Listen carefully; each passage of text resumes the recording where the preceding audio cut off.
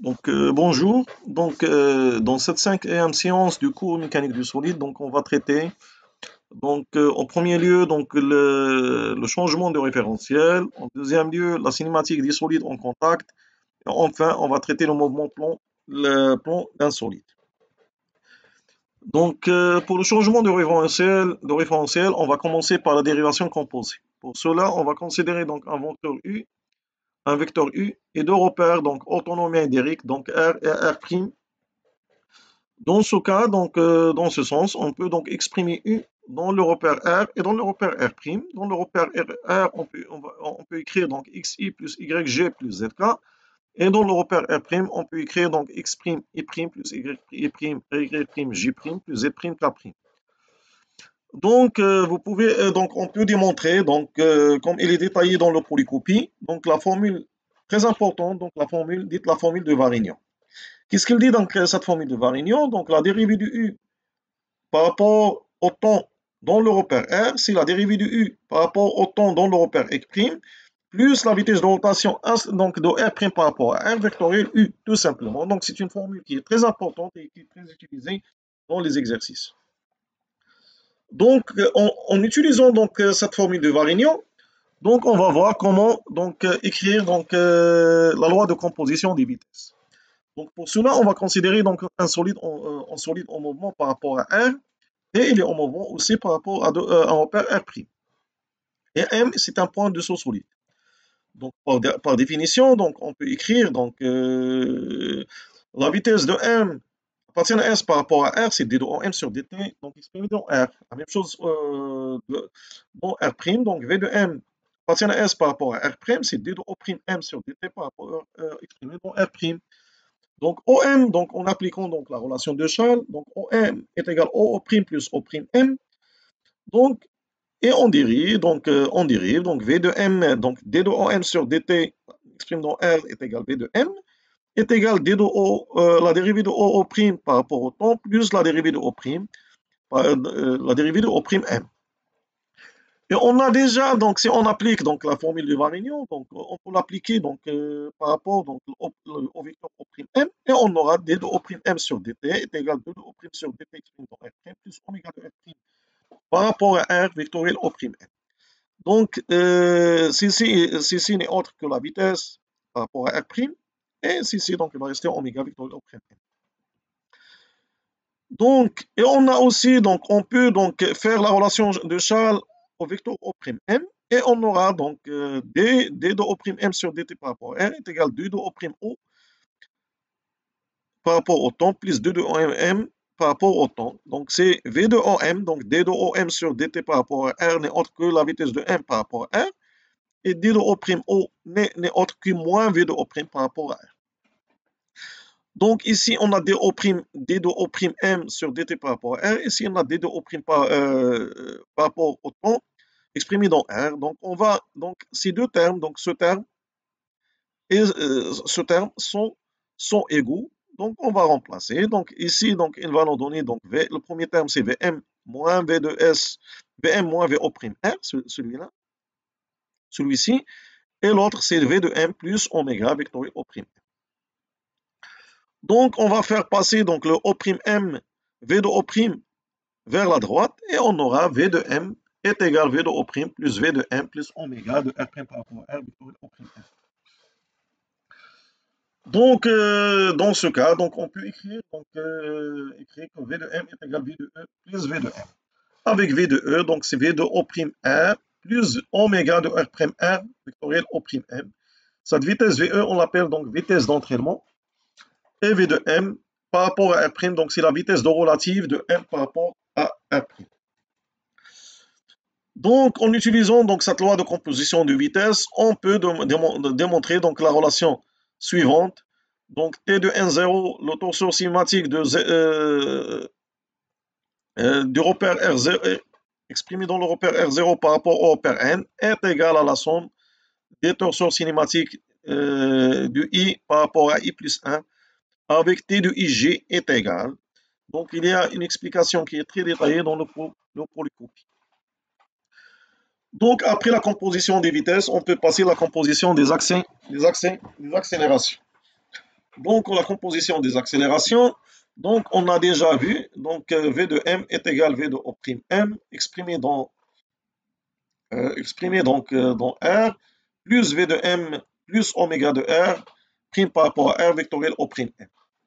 Donc on dérive donc les deux termes à droite et à gauche. Donc le terme à gauche, il va nous donner donc gamma de M, donc c'est l'accélération.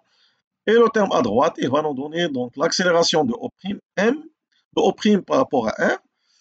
Il va nous donner donc la dérivée de M de cette vitesse exprimée dans R. Donc on ne peut pas écrire gamma donc ici, donc c'est le repère R', mais exprimé dans R. Et ici, donc il va nous donner donc la dérivée de oméga vectoriel plus oméga vectoriel, donc la dérivée de O'(M) par rapport au temps. Donc, donc on a déjà vu donc d de O'(M), donc d de O'(M), donc on applique donc la formule de Varignon donc aux deux vecteurs O'(M) et au vecteur donc V de M appartient à S par rapport à R'. Donc on va se retrouver avec les deux termes à droite, le premier terme et le deuxième terme. Donc on va remplacer donc D de Vm, on va remplacer D de Vm par ce terme, et on va remplacer D de O'T, O'T par rapport au temps, par ce terme. Et on peut écrire que gamma est égal à gamma R plus gamma E plus gamma C. Avec ce gamma R, donc c'est l'accélération, donc ce qu'on appelle l'accélération relative. D de Vm sur dt par rapport à R'. Donc ici, donc c'est juste donc par rapport normalement c'est par rapport à R exprimé dans R. Et gamma E, donc gamma E, c'est gamma O' par rapport à R plus D de oméga de R' sur dt par rapport à R vectoriel, ainsi de suite. C'est ce qu'on appelle l'accélération d'entraînement. Et le gamma C qui est égal à 2 oméga de R' par rapport à R vectoriel V de M par rapport à R', c'est l'accélération complémentaire ou l'accélération de Coriolis. Donc la composition d'accélération, elle se forme, on peut l'écrire sous forme de ces trois termes. Pour la partie donc cinématique du solide, donc des solides en contact, donc il y a ici donc le mot en contact.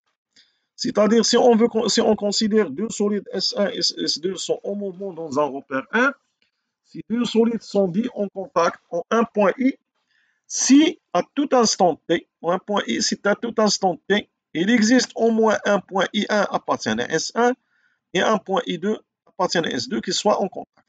Donc, si on fait un schéma, donc ce schéma, donc, il va nous donner donc S1, S2, donc avec I1 appartient à S1 et I2 appartient à S2, ces deux points à un instant donné sont en contact. Sont deux points matériels en contact à un instant donné. Donc, à partir de ce schéma, donc, on peut donc décrire donc le plan PS1, donc c'est le plan tangent à S1, donc au point I1. Le plan PS2, donc c'est le plan tangent à S2 au point I2. Et le plan PI, c'est le plan tangent à S1 et S2 au point I. Donc ce point I, donc c'est un point qui est confondu avec I1 et I2, mais ce n'est pas un point matériel, c'est un point fictif, imaginaire, qui varie avec le mouvement de S1 et S2. Le point I1 et I2 sont deux points matériels qui appartiennent au solide. Le point I, c'est un point fictif qui varie avec le mouvement de S1 et S2. Dans ce cas, donc ce point I, donc la vitesse du point I, donc la vitesse par rapport à R, elle appartient au plan P, bien sûr.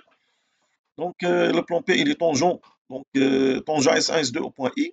Et V de I par rapport à S1 est différent de 0 et V de I par rapport à S2 est différent de 0. Le point I1, donc c'est le point coïncident avec I à l'instant considéré. Le point I2, c'est le point coïncident avec I à l'instant considéré. Pour la vitesse de glissement, donc à partir de pour la vitesse de glissement, donc on appelle donc la vitesse de glissement de S1 sur S2, donc Vg de I1. La vitesse de I1 par rapport à S2, il est donné par V de G de I1 est égal à V de I1 appartient à S1, par rapport à S2, et qui est égal à V de I1 par rapport à R moins V de I2 par rapport à R.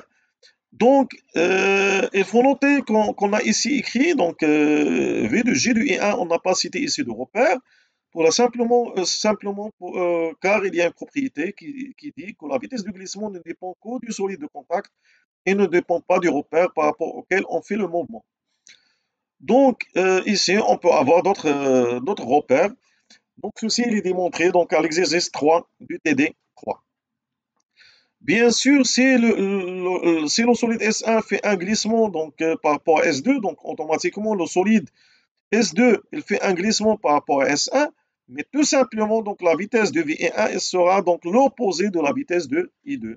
Donc c'est tout simplement, donc vous pouvez imaginer donc deux corps, donc l'un glisse par rapport à l'autre. Bien sûr, le premier il va faire un mouvement, par exemple, si on va mettre deux sphères deux sphères l'une sur l'autre. Donc, il y aura donc un point de contact. Donc, si on va faire tourner donc, le premier sphère de la gauche vers la droite, automatiquement, la deuxième, elle va tourner de la droite vers la gauche et inversement.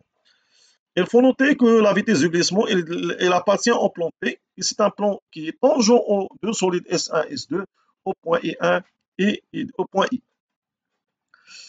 Donc, après donc la vitesse de glissement, on va définir ce qu'on appelle donc la vitesse angulaire de pivotement et la vitesse angulaire de roulement. Donc, considérons de la même façon donc deux solides S1 et S2 qui sont en contact au point fictif I.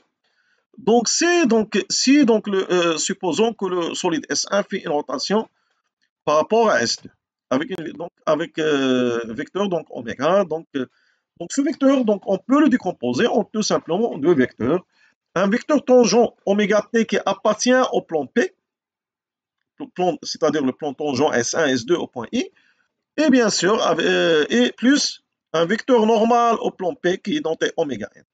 Oméga n s'appelle donc la vitesse angulaire de pivotement et oméga t s'appelle la vitesse angulaire de rotation, de roulement. Donc après donc ces deux définitions, donc on va définir donc le mouvement plan d'un solide. Qu'est-ce que ça veut dire un mouvement plan insolite? Il suffit d'imaginer donc un cube. Donc un cube ou un parallélépipède. Donc, donc en bas, il y a le plan qui appartient, donc PS qui appartient au solide, le plan PS. Supposons que ce solide, il fait donc un mouvement, un mouvement donc, dans lequel donc, toujours le plan PS il est toujours parallèle donc, au plan P. Dans ce cas, donc, on dit que le S il fait un mouvement plan parallèle à un plan P qui est fixe dans R. Si on ajoute que donc si ce autre si ce solide il fait aussi donc une rotation autour d'un axe, c'est-à-dire il va faire donc un mouvement plan, donc en déplaçant donc sur un plan, donc c'est un mouvement mouvement de translation, donc peu importe donc la direction, mais en même temps donc il fait donc un mouvement de rotation. Donc automatiquement, donc ce qui est schématisé donc sur la figure sur le schéma, donc on a PS, il se déplace sur P qui est fixe par rapport à R, donc, et le solide fait une rotation autour d'un axe delta. Donc automatiquement, donc cet axe delta, il va couper, donc il existe, il est perpendiculaire au plan P et PS puisqu'ils sont parallèles. Donc et automatiquement, donc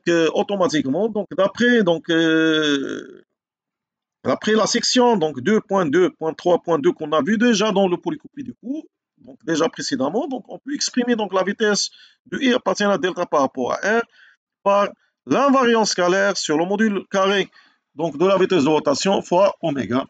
Et il faut noter que la vitesse de rotation de I par rapport à R elle est nulle, car I automatiquement donc il appartient car I il appartient donc au plan P et le plan P c'est un plan qui est fixe dans R.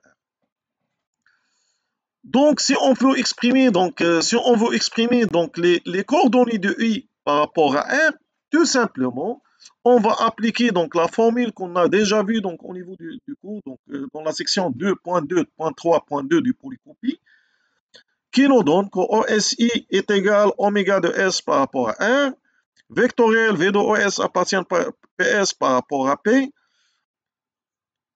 sur le module carré de la vitesse de rotation du plan PS par rapport à R au carré. Donc il faut noter ici, si on note PS ou S, c'est la même chose, car PS il appartient à S. Ici, si on note P ou R, donc peu importe, donc c'est R, il est lié, donc P, il est fixe dans R, et R, il est lié au P. La même chose ici, donc on note PSOS, donc c'est la même chose. Donc il suffit d'appliquer donc la formule qu'on a déjà vue donc au niveau du polycopie pour aboutir donc aux coordonnées de I, aux coordonnées de I dans le repère donc euh, dans le repère R, tout simplement. Donc ainsi on termine donc cette séance. Donc la séance prochaine, donc on va commencer donc le chapitre